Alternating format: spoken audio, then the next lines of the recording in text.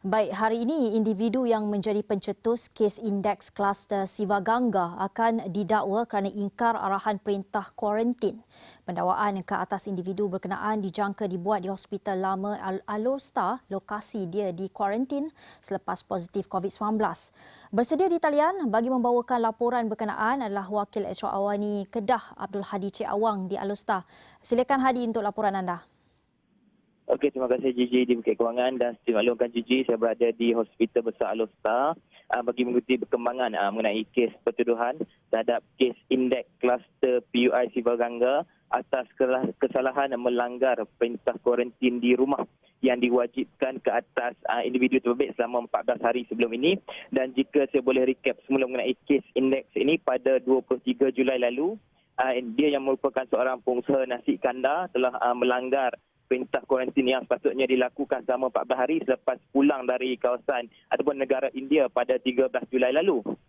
Dan dia yang juga pengusaha nasi kandar di Napoh Jitra itu ditahan pada hari Khamis 23 Julai itu, dan ketika itu dia memakai gelang merah jambu yang menandakan dia adalah individu yang berada di bawah pengawasan telah pergi ke restorannya, dan alasannya adalah untuk memantau keadaan perniagaannya di situ.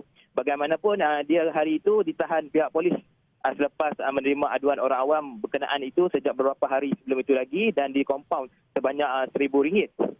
Dan ketika itu ujian saringan pertama lelaki itu sebelum ini negatif, dan perlu menjalani ujian kedua pada hari ke-13 sepatutnya. Dan malangnya dalam ujian kedua, kes indeks babit didapati positif dan menjadi punca kepada penyebaran kluster PUI Sivagangga ini. Dan pada 28 Julai, dia bersama dengan seorang anak dan 4 orang pekerja di kedai nasi kandar ataupun restoran nasi kandar Saleh itu positif COVID-19 PUI Sivagangga yang turut menjadi generasi pertama bagi kluster terbabit.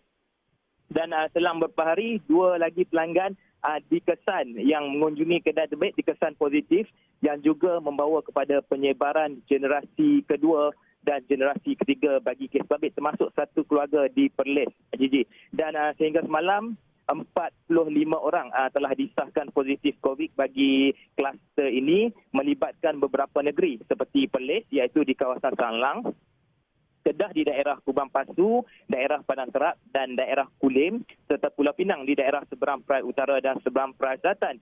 Dan susulan daripada itu, suatu perintah telah dibuat di kedua-dua negeri, iaitu Perintah Kawalan Pergerakan Diperketat Secara Pentadbiran ataupun lebih dikenali sebagai TEMCO, yang dilaksanakan tiga mukim di daerah Kubang Pasu dan 1 mukim di daerah Padang Terap, yang berada satu radius 1 kilometer daripada kedai nasi kandar Saleh di Pekan Napoh itu.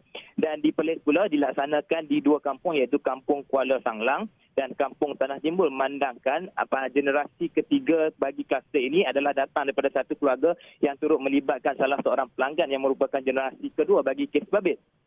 Dan susulan itu, Kerajaan Negeri Kedah sebelum ini telah mengeluarkan kenyataan bahawa akan mengambil tindakan tegas terhadap pemilik nasi kandar Saleh di Napoh, termasuk tidak akan membenarkan premis itu untuk kembali beroperasi, dan premis terbit ketika ini sudah diarahkan untuk ditutup dan disita sebelum tindakan lanjut yang lebih tegas akan ditentukan selepas pelaksanaan Perintah Kawalan Pergerakan PKPD secara pentadbiran TEMCO tamat pada 30 Ogos nanti. Dan berkenaan TEMCO juga, sebentar lagi akan ada satu sidang media daripada Ketua Polis Daerah Padang Terap yang akan menceritakan secara khusus mengenai pelaksanaan TEMCO memasuki minggu kedua, terutama di kawasan Padang Sanai, iaitu di daerah Padang Terap ini. Dan perkara-perkara terperinci mengenai sidang media dan juga perkembangan di Hospital Besar Alor-Star ini akan saya bawakan seperti biasa dalam laman web www.asrawani.com dan juga aplikasi Asrawani.